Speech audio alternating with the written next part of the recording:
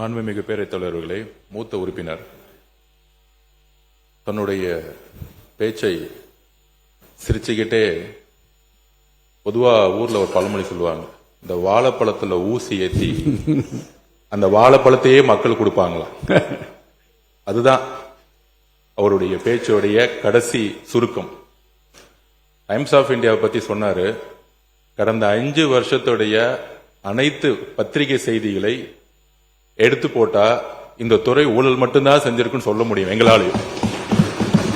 So மாண்புமிகு பேரவைத் தலைவர்கள் வரும்போதே என்கிட்ட சொன்னீங்க, இன்னைக்கு எதையும் யாரையும் குறைகள் சொல்லாமல் நம்மளுடைய திட்டங்களை பத்தி பேசுங்கன்னு சொன்னீங்க.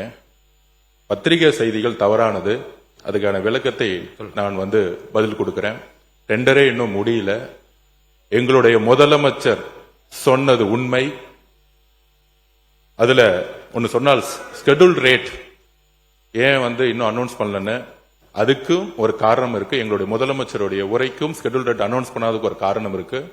இன்னைக்கு ஸ்கெடியூல் ரேட் அனௌன்ஸ் பண்ணோம்னா பொதுவா சிவில் ரேட்டுடைய விலைக்கு ஏற்ற மாதிரி பண்ணணுங்கிறது எங்களுக்கு தெரியும். பொதுவா 3%, 5%, 7% பொதுவா விலை ஏற்றுவார்கள். ஆனால் நாங்கள் போன வருஷம் என்ன இருக்கோ ஸ்கெடியூல் ரேட் அதே எல்லா டிபார்ட்மெண்ட்டுக்கும் கொடுத்திருக்கோம். ஏன் அப்படின்னா, இன்றைக்கு கூடிய சீக்கிரத்தில் வெள்ளை அறிக்கை வெளியிட போறோம். நெடுஞ்சாலை துறையிலையும் பொதுப்பணித்துறையிலையும் கடந்த 5 வருடங்களாக நடந்த அனைத்து டெண்டர்களையும் என்ன நடந்தது என்று இன்றைக்கு அவையில நாங்க சொல்ல விரும்பல. அதுல இந்த லாஸ்ட் 60 நாள்ல 20 ப்ராஜெக்ட் மேல ரீடெண்டர் விட்டோம். அதோடைய பாசிட்டிவ் ரியாக்ஷன் என்ன, முதலமைச்சர் சொன்ன மாதிரி ஹை வேல்யூ போட்டாங்க அப்படின்னு சொன்னது உண்மை. சுமார் 20% 36% வேல்யூ கம்மியா இன்னைக்கு டெண்டர் வந்து கொண்டிருக்கு. அதை இந்த மாமன்றத்தை தாக்கல் செய்ய நாங்க ரெடியா இருக்கிறோம். ஆல்ரெடி போன கவர்மெண்ட்ல போட்ட டெண்டர்ஸ் திருப்பியும் புதுசா டெண்டர் விடும் பொழுது சுமார் 20% 36% வரைக்கும் டெண்டரோட வேல்யூ இன்னைக்கு கம்மியாக கிடைத்து அந்த பணம் எல்லாம் நம்மளுடைய ட்ரெஷரிக்கு வந்து கொண்டிருக்கிறதுங்கிறதான் உண்மை. இதை என்னுடைய பதில் குறிப்பில் சொல்றேன். அப்புறம் மாண்புமிகு முதலமைச்சருடைய அலுவலகம் செக்ரட்டரியேட் கட்டணும்னு கலைஞர் நினைச்சாரு. அதுல ஏதாவது உடன்பாடு இல்லாம இருக்கா? மாண்புமிகு அம்மா அவர்கள் ஒரு புது செக்ரட்டரியேட் கட்டணும்னு நினைச்சாங்க. அதுலயும் உடன்பாடு இருக்கும். பட் கால சூழ்நிலை, ஏன் செக்ரட்டரியேட் கட்டணும்னு நினைச்சாங்க? அரசு அலுவலர்களா இருக்கட்டும், முதலமைச்சர் காலையில 9:30 மாலை 5:05 பல்வேறு தரப்பு அரசு ஊழியர்களாகட்டும், வெளிநாட்டு பிரதிநிதிகளாகட்டும், நம்மளுடைய விசிட்டர்ஸ் ரூம் பாத்தீங்கன்னா தெரியும். ஒரு வெளிநாட்டில இருந்து ஒரு அமெரிக்கன் கான்சுலேட்டோ ஒரு வெளிநாட்டு அதிகாரிகள் வரும்பொழுது உட்காரக்கூடிய இடம் இன்னும் அப்டேட் செய்யப்படல. இதுதான் கலைஞரும் சரி அம்மா அவர்களும் சரி ஒரு செக்ரட்டரியேட் கட்டணும்னு நினைச்சாங்க.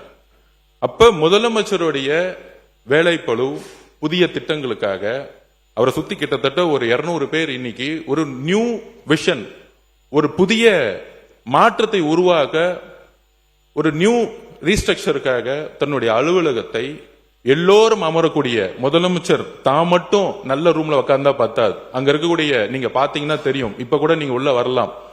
S1 S2 முதலமைச்சருடைய S1 S2 S3 S4 ஒரு 100 ஸ்கொயர் ஃபீட் கூட இல்லாத ஒரு ரூம்ல உட்கார்ந்து அவங்க வேலை பார்த்துட்டு இருக்காங்க. அப்ப முதலமைச்சருடைய பரந்த உள்ளம் அனைத்து அதிகாரிகளுக்கும் ஒரு நல்ல வசதியான இடம் வேண்டும் என்கின்ற ஒரு உணர்வுடன் தான் தன்னுடைய அலுவலகத்தை அவரை சுத்தி கிட்டத்தட்ட 80 பேர் உட்கார்ந்து வேலை பார்க்கும் போது அங்க சரியான கழிவறை வசதி கூட கிடையாது. நீங்கள் இப்பொழுதும் போய் பார்க்கலாம்.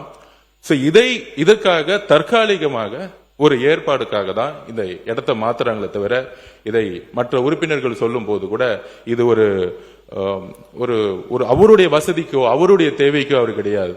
அவரு இன்னைக்கும் சொல்றோம், நாங்க கேம்பெயின் போகும்போது ஒரு சாதாரண ஹோட்டல்ல ஏன் வண்டிலேயே வேன்லயே படுத்துட்டு சாப்பிட்டு அங்கேயே ஒரு 2 மணி நேரம் இருந்துட்டு போறக்கூடிய ஒரு எளிமையான முதல்வர் எங்களுடைய முதல்வர்.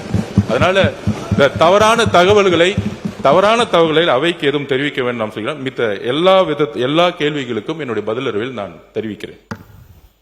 மாண்புமிகு உறுப்பினர் திருமதி தாஹிரா அவர்கள். சரி. மாண்புமிகு பேரவைத் தலைவர்களே, நான் ஏற்கனவே விளக்கமா சொல்லிட்டேன்.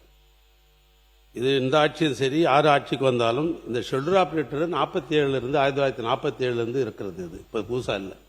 இது தனிப்பட்ட அமைச்சர்கள். இப்ப பொதுப்பணித்துறை அமைச்சர்னா இவர் தயார் பண்ணிக்க முடியாது. பக்கத்துல நம்முடைய முதல் அமைச்சர் இருக்கிறார், தயார் பண்ண முடியாது. இது பல்வேறு துறையில் இருக்கிறவர்கள்லாம் சேர்ந்து ஐஏஎஸ் அதிகாரி, அது நிதித்துறையினுடைய செயலாளர் தலைமையில் இது நடைபெற்று இது பண்றாங்க. அது இதை வச்சு தான் எஸ்டிமேட் போடுறோம். இதில் யாரு ரேட்டு ஏற்றிக்கிறது மீண்டும் அமைச்சர் சொல்றார் தவறு. நான் டெண்டர் போடுகிற பொழுது ஒப்பந்ததாரர்கள் தனக்கு வேலை கிடைக்கணும் எப்படியாவது. சில பேர் என்ன பண்ணுவாங்க, ஒப்பந்ததாரன்னு கேட்டீங்கன்னாக்கா நமக்கு லாபம் கூட வேணாம், நம்ம இருக்கிற ஆட்களுக்கு சம்பளம் கொடுத்தாலும் சும்மா வச்சு சம்பளம் கொடுக்க முடியாது, மிஷினுக்கு டீசல் ஊற்றி ஆகணும் அப்படின்ற அடிப்படையில் கூட லோ டெண்டர் போடுவாங்க. அது ஆட்சிக்கோ அமைச்சருக்கு சம்பந்தம் இல்லை.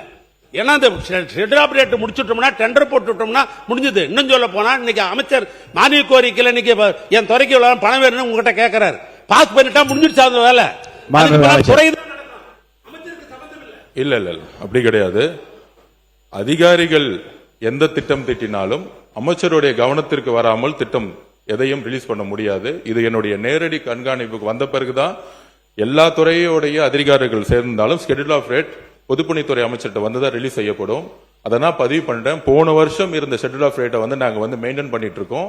அது ஏன்னா இப்ப நாம ஒரு 7% 10% ஏத்திட்டா இப்ப டெண்டர் விடக்கூடிய இடத்துல நாம் சொல்ற மாதிரி முன்னாடி அதிகமான வேல்யூ பண்ணி டெண்டர் விட்டதெல்லாம் இன்னைக்கு 20 இருந்து 36% வரும்பொழுது இந்த ஷெட்யூல் ஆஃப் ரேட்டை கம்பேர் பண்ண ஆரம்பிச்சிருவாங்க. இன்னைக்கு இருக்க ஷெட்யூல் ஆஃப் ரேட் படி தானே அவங்களும் விடுறாங்க. அப்படிங்கிறதுக்காக இதை எங்களுடைய வெள்ளை அறிக்கையில் தெளிவா நாங்கள் பதிவு பண்ணுவோம்.